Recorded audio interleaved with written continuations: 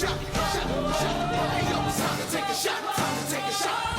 And not throwing away my shots.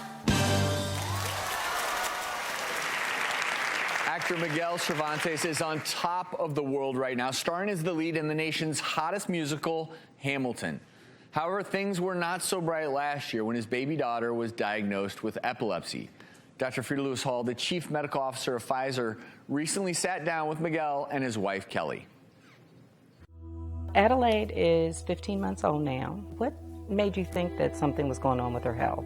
When she was born, we already knew something was not quite right. The doctors sort of said, oh, she needs to eat a little more. Her suck wasn't as strong as it should have been, so we kind of thought maybe that was the issue.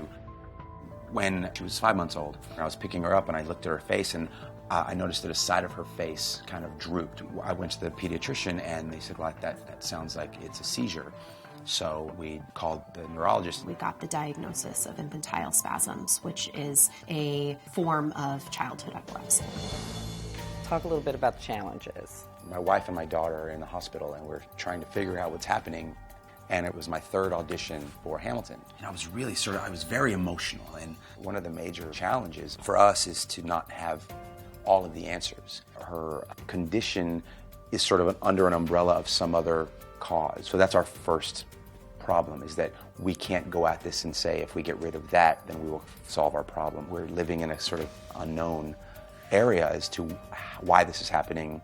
It's tough. It's a tough way to live. You can feel a little helpless as to what to do next. What about now? What do you do when Adelaide has a seizure? You wait and see if these little clusters last for 15 or 20 minutes, and then there's some medication that you can give to calm the seizures down.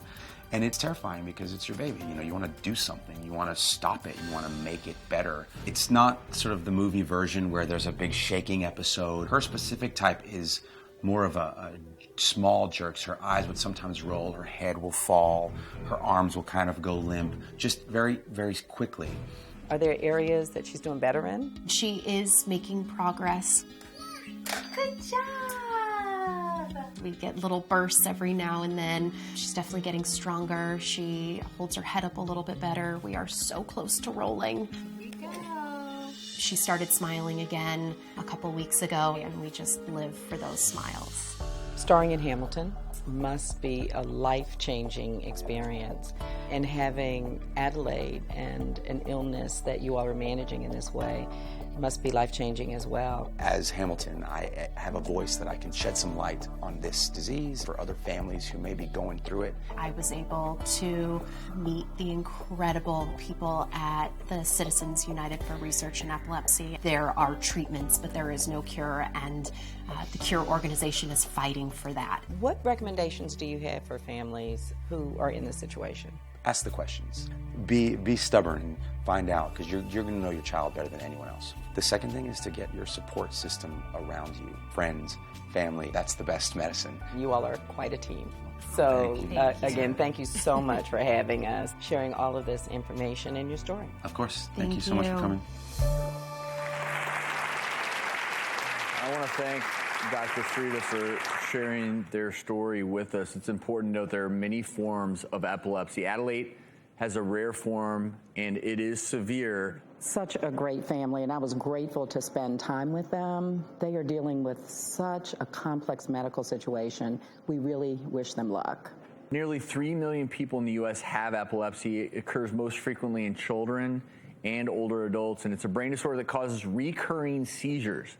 Now, when you have a seizure, nerve cells in the brain send out the wrong signals, or those signals are disrupted.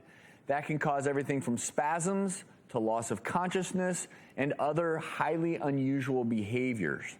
And in babies and young children, there is a common cause for seizures, and that is a high fever above 100.4 degrees. Now, these are referred to as febrile seizures. They usually last only a few minutes. They may not require treatment, and they usually don't have other health problems. Now, there are a number of other causes of seizures. For example, infection, head injuries, accidental poisonings, medication overdoses, brain tumors, and other conditions that can have an effect on the brain. And it's important. Seizures in young children don't usually signal epilepsy, but should always be followed up with a visit to the pediatrician.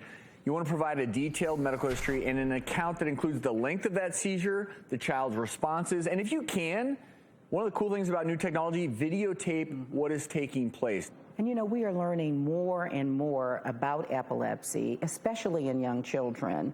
Now, if parents have children with epilepsy, they may want to talk to their doctors about participating in a clinical trial, because by signing up for a clinical trial, you can help researchers learn more about the condition and may help find new potential therapies.